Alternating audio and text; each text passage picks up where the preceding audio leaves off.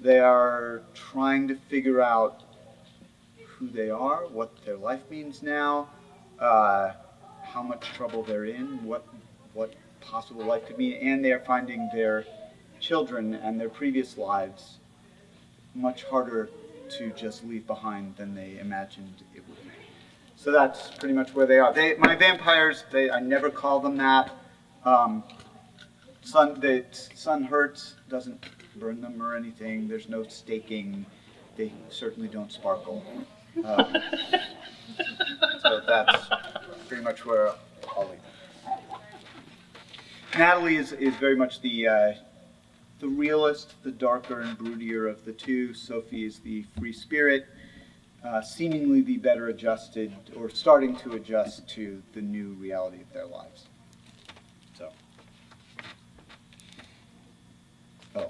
One other thing. They do seem to have a very powerful effect that they can't really control yet on living people that they meet, that they find alternately disturbing and exciting depending on the moment. So, Sophie called out the car window toward where Natalie stood just off the highway shoulder. This was more fun when it was a challenge. Then she pushed the red-haired guy's head back down between her legs. That's it, she told him, patting him, moaning a little, though more Natalie suspected for the guy's benefit than from any real sensation, and leaning her own head back. Good dog. Instead of answering, Natalie stepped through the curtain of Spanish moss hanging off the roadside oaks into the forest. It really was like stepping through a waterfall into a fairyland, the moss as much deflecting as reflecting the moonlight, turning everything into its own negative. She spread out her arms, imagined the moss draping her too, transforming her into a Natalie-shaped shadow. Not that I'm complaining, Sophie cooed. Eddie, Natalie thought, closed her eyes, kept her arms outstretched, resisted the urge to fold them into herself. She wanted to feel yet again the full force of the emptiness there, where her child had been, to know it was permanent. She needed to know that if she hoped to go on, if she did. Hurry up, she called back after a while. Well, okay, hang on, Sophie said. Have to thank my new friend here. Which wasn't a Sophieism, Natalie knew. Not yet. For tonight, Sophie meant only that she was going to send her new friend home grateful and living. A short time later, Sophie joined her in the clearing. For a while they didn't speak. Sophie settled on her rumpled skirt in the pine needles and dirt, and the cicadas sang not to them but around them. Only the moon moved very slowly, and the moss, lazily, imperceptibly except to the trees, a kinder vampire than the one they'd met. Not that the Whistler had been unkind, really, except for killing them. Do you think light screams when you drink it? Sophie asked, and Natalie was startled by how closely even their thoughts now ran together. When the trees drink it, you mean. Whoever. With a flourish, Sophie finished etching her name in cursive in the forest floor with a stick. Natalie watched her friend lean back, catch the moonlight on her neck, and roll it down into her blouse, fold her legs up to her chest. Sophie did that? She started and felt almost shy for a second, before realizing how ridiculous that was. Does it still feel good to you? The guys, I mean? Now Sophie looked startled, almost guilty. After a moment she shrugged. It feels warm. Yeah, Natalie said. Especially their mouths, which was exactly right. Mostly these last few nights, Natalie found herself hovering around their lips, in the same way she'd once crouched beside the tiny space heater her mother used on surprisingly frigid Charlotte winter nights to heat the trailer. That, apparently, was what sex would be about from now on. The ghost of tingling, mostly heat. Upside-down cake, Sophie said. Natalie felt herself smile gratefully. What? She barked. Your dad. Natalie stopped smiling. What are you talking about? Remember your dad when he told you he was dying, when we were like 9? Lowering to her haunches helped Natalie keep from lunging, and also got her in position to do so more effectively. Strangely enough, I do. How you walked into his hospital room like 2 hours after they told him he had however many months to live, and he was sitting up in bed eating an entire pineapple upside-down cake? Abruptly, Natalie understood.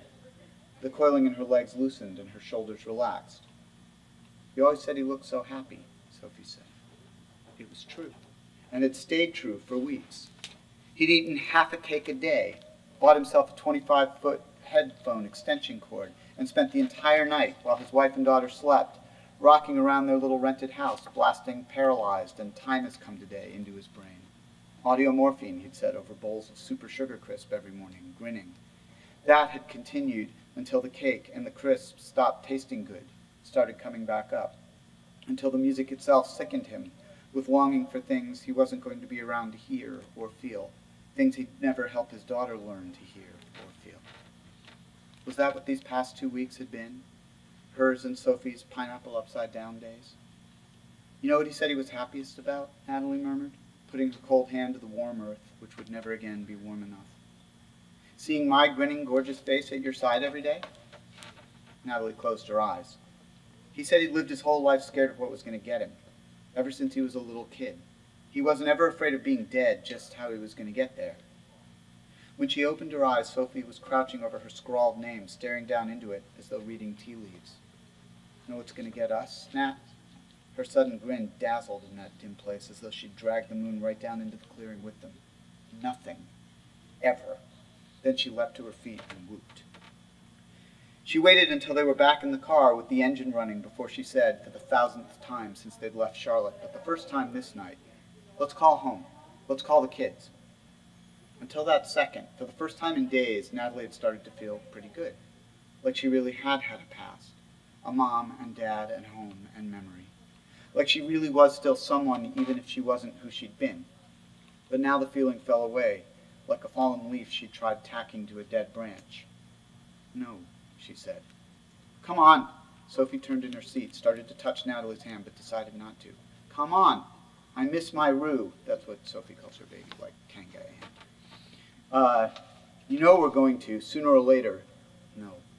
"Natalie, don't you want to hear Eddie's—" "No," Natalie growled, and felt something all right, a needle prick where her heart had been, or still was, and there it came again. "Natalie, I can't stand it." "Me either." "Let's call." "I didn't say go there. Just call." "No." "Natalie." Her hand hit the horn so hard that she left a dent in the steering wheel. The blare shredded the forest silence, and even overwhelmed the whistling in her ears just for a moment. When she finally let up, both she and Sophie stared at the dent. Then they glanced at each other. "So," Sophie said after a while, "you're saying no? Have I got that right?" Out of habit, Natalie pushed air out of her mouth. It was more like blowing bubbles in a pool than breathing, but still sort of satisfying. "We couldn't anyway, remember? They're gone. At least," she thought, "they better be, if you listened, Mom, if you saw." They sat some more. In Natalie's ears, the whistling settled back into its permanent groove in her skull, a cricket hum that accompanied her everywhere now, the only way she knew she was awake. "So no calling," Sophie said. Again. And then, when Natalie looked up, "How about bowling?" Which is what they did. And that felt fine, for a while. They found lanes on the outskirts of suburban Savannah open for midnight bowling, which proved crowded and dark and loud and buzzing. The snack bar served mustardy barbecue instead of microwave pizza, and the meat smelled marvelous, wet and sweet, though neither Sophie nor Natalie could quite get a piece in their mouths. The stereo blasted mostly dirty South hip-hop, Outcast and the Goody Mob, but the throb felt great, juddering up through the floorboards and vibrating everybody, providing a pretty fair simulation of circulation, of actual feeling. And that, Natalie realized now, staring down the rows of trapped teenagers, bored and drunk sorority girls, was what this music, maybe all music, was always meant to do. Rattle bone cages, wake the dead. They bowled 3 full games, the conversation and laughter and come on all around them, sweeping them up, carrying them with it like driftwood in a river current. Between turns, they kept to the shadowed benches, away from the light, and kept their eyes away from people's faces, and mostly, no one seemed to notice them. At least, that's what Natalie thought, and it felt right, wonderfully meaningless, eventless, endless, ordinary, until she went to the bathroom to wash her face. She didn't even hear the kid come in. She stood at the mirror a while, staring into the blackness in her own eyes, trying to decide if she was relieved that she could still see them. One myth dispensed, anyway. But are those really my eyes? Those black, blank pools? Was it worse if they had changed, or if they hadn't? She turned around, and there he was. 14 years old, maybe. 12. Little blonde Calvin spikes, corn t-shirt. Blue eyes wide, mouth agape. Front of his shorts so distended he looked like he was about to be lifted away, Lorax style, only from the front. lower lip quivering, and, good God, tears in his eyes. He was blocking the door. "You're so," he gurgled. "I know," Natalie sighed. "Could you move?" "Beautiful," he finished, and then he fell to his knees. In the end, she had to shake him off her leg like a dog, bang him a little harder than she intended, or at least than she seemed able to control, against the doorframe. His arms slackened, and he slid down the wall, whimpering, not in pain, not yet, but because she was leaving. She grabbed Sophie off her bench, and they fled. Some indeterminate, silent stretch of hours later, another 100 miles down the forested, unlit back roads along the Georgia coast, Natalie stopped at a gas station. Her GTO, purring with use, thrummed as she shut it down. She didn't get out right away, just sat behind the wheel. Over the tops of the pine trees, the first little nick of pink appeared, red and dripping, little paper cut in the dark. "It'll be light soon," Sophie murmured, sounding less content than usual. She'd also stayed quiet longer than usual. "I know," Natalie said. "Next hotel we see." She propped her door open. "I'm going inside for a sec. Want anything?" "Like who?" Half out of the car, Natalie turned. "That's not funny." But Sophie wasn't grinning this time, not all the way. Her voice stayed small and scared them both. "I wasn't entirely kidding, I don't think." "Then shut up." Slamming the door, Natalie jammed the nearest pump into the gas tank and stalked off toward the station. She hadn't really thought of what she'd do in there. She just wanted one more sight of someone, maybe. Anyone, really. And not like Sophie meant. Surely not. Not yet. Please. The mini-mart was lit up but locked. Natalie had turned to go back to the car when she heard the voice from around the corner of the building. "Baby, come on. Just the lawn. I'm tired. Let me sleep on the lawn. Baby." Then came the wet, gargling throat clearing. "Love ya. You know, baby." Like a moth. No, dragonfly, drawn to the vibration, Natalie felt herself turn, start around the corner. There he was, splayed against the side of the building like a felled bowling pin. He wore a rumpled three-piece suit, black shoes that still shone, and had gristly stubble along his neck at which Natalie just kept staring. His Adam's apple bobbed up and down like bait on the surface of a river. "I know I promised before," he was whining, starting to sob into the cell phone at his ear in a way that suggested that the person on the other end had already hung up, might have done so long ago. "Come on, you know you're the only..." He looked up and saw Natalie. Apologies continued to spill from him as if from a vein he'd opened, but the cell phone slipped out of his hands. "Oh, come on, really?" Natalie snapped, hands on her hips, as the guy on the ground started to blubber, just like the kid in the bowling alley bathroom. "You're all going to cry now?" "I'm sorry." His voice was high, thin as a midge's whine. "I can't help. I'll stay. I'll do anything." And he reached out his arms, as though he wanted to be tucked in. In 2 long strides, Natalie was over him, dropping down on top of him. She was thinking, hoping, maybe, he'd be too drunk to respond, but he wasn't, or she was just too much. Under her skirt, through his pants, she felt him stiffen, felt the warm asphalt on her bare, cold legs, the moonlight on her back, the night, her ocean, swirling around her. His eyes overflowed as he stared up at her. Ingratitude, she thought with amazement, and also disgust, and something else she didn't even want to think about. At least the sight kept her own gaze away from his throat. And the longer she looked at him, the more he relaxed, stiffened and relaxed, opening himself to her, practically begging. Ridiculous silver stud in one of his ears, and, even more ridiculous, a pencil behind the other ear. She felt herself bend forward, toward his mouth, not his neck, staring at him the whole time, holding him fast. It was just so easy, which made her sad. Her lips like ice cubes melting against his, turning liquid once more, almost human, so soft. She hardly pressed. He pressed, but only to keep the contact, to extend it, because he could sense that's what she wanted. Because she could communicate that now, without even trying, the way she never had been able to when it had mattered, the way no one apparently could, not really, not while they were living, not to anyone else living. He was flat out weeping now, still kissing her, so warm.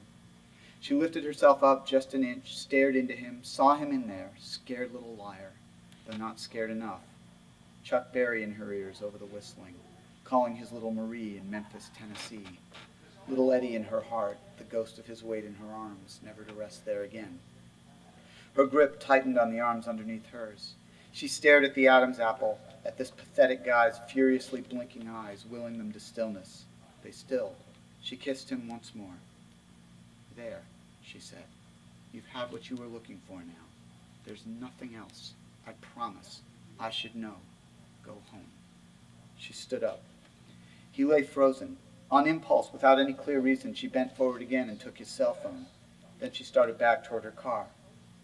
She'd been around more than enough guns in her life to recognize the click of a safety catch when she heard one. But all she thought as she stopped in her tracks was, asshole. If what he'd really wanted was sympathy, someone to beg him not to end his pitiful, cheating, wastrel life, well, that was almost funny, come to think of it. She'd turned to say so, and to suggest another option if dying was really what he wanted, when he shot her. That's all. So I'll